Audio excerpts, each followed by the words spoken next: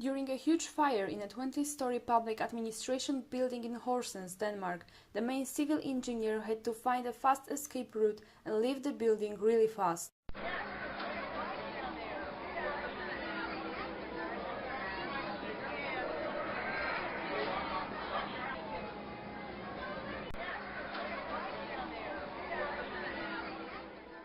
The preliminary report of the Fire Investigating Commission is showing that the most probable reason is a blueprint that caught on fire.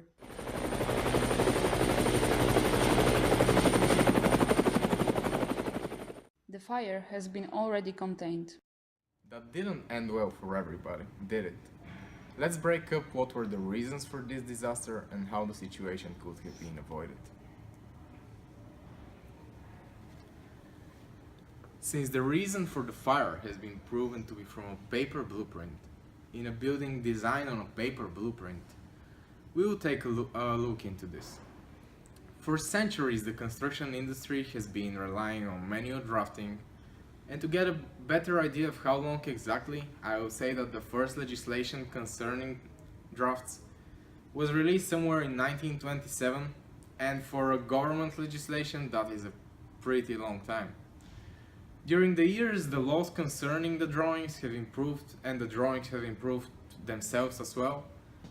But since the boom of the IT industry, the flaws of hand-drawn plans have been shown to be extremely inefficient and inaccurate when working with them, and this did not stay unnoticed.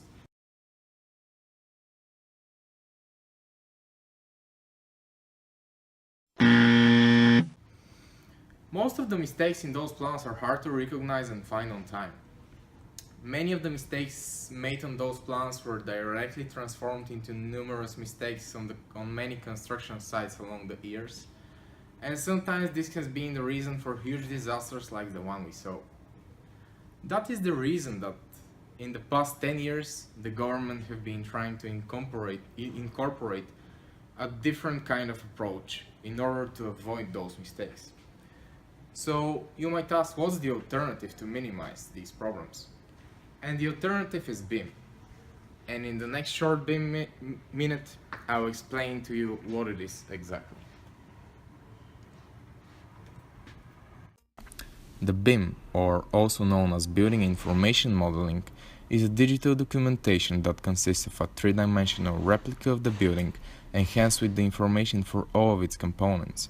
It contains and shows all the necessary details and properties of the different elements and can be edited easily anytime.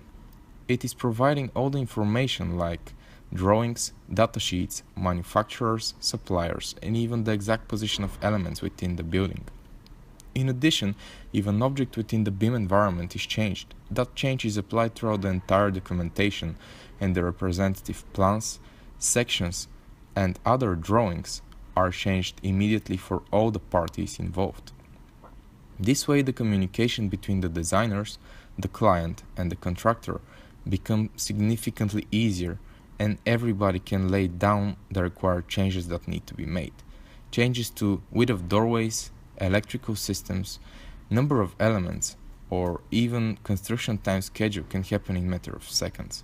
Moreover, the best part with BIM is that all of the information is accessible everywhere, from the construction site to the designer's office, which avoids the unnecessary time lost in reporting the changes and lowers the amount of potential errors. So, I hope this video gave you some insight on BIM. And now is the time to decide. Are you gonna move to BIM? Or you're gonna finish like him?